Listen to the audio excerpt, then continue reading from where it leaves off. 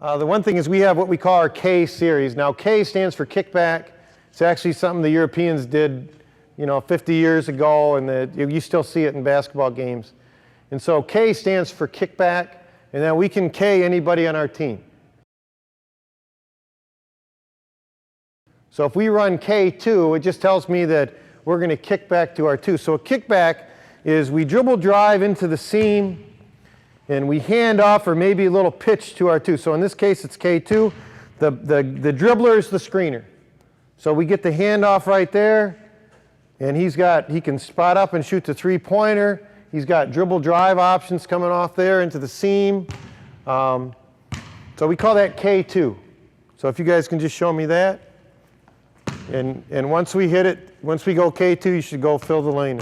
K2. Go fill the lane, no. Fill the lane up. There you go.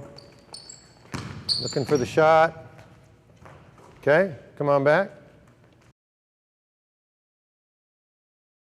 Let's go K3. Now on K3, because we already have a guy here, we'll screen for our 3. So we actually get a double screen. So 4 will come down, 3 will come off, 4 screen. We can still run that back screen action. We can still run back screen action because it's action this way. 1's going to dribble drive hard. We're going to give a ball handoff to 3. So that's K3. Here we go. Call it back. K3. K3.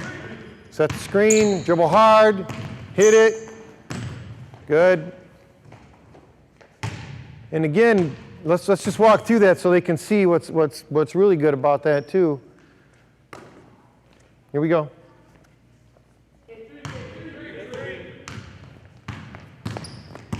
Okay, let's stop. Now, some things I really like about this, sometimes this becomes our forgotten man in our offense. It's hard to get all 5 guys included in this, so we purposely will do something to make sure he gets involved into the game. The other thing, and the thing I really like about what we do is what we've created right here for our dribbler is you created this big, huge seam that puts all kinds of pressure on the defense. What are you going to do as a defensive coach? You're going to guard the shooter. You're going to come off and help on the dribble driver. What are you going to do? I just think puts a lot of pressure on him. And if you can see the seam we just created, it's the biggest seam you can create, I think, in the half-court offense. And typically we have guys like him that are pretty quick guys that are pretty good penetrators here, sometimes not great shooters. Our 3s aren't great shooters sometimes. But we can get a lot of mileage out of him coming in and going attacking the basket and then making that read. Just kind of that same read we've been talking about. You get in the seam. Do we help? Do we get a big across? And so that's K3. Pretty effective, quick little hitter. And let's come back and we'll do K4. So we run K4. Our 4 is going to go down like he's going to screen, but he isn't because it's a K to 4. So we're going to bring our 1 in here hard. We're going to get that dribble handoff. And again, it's the same action. It's the same thing because we're getting this big, huge seam for our 4 now.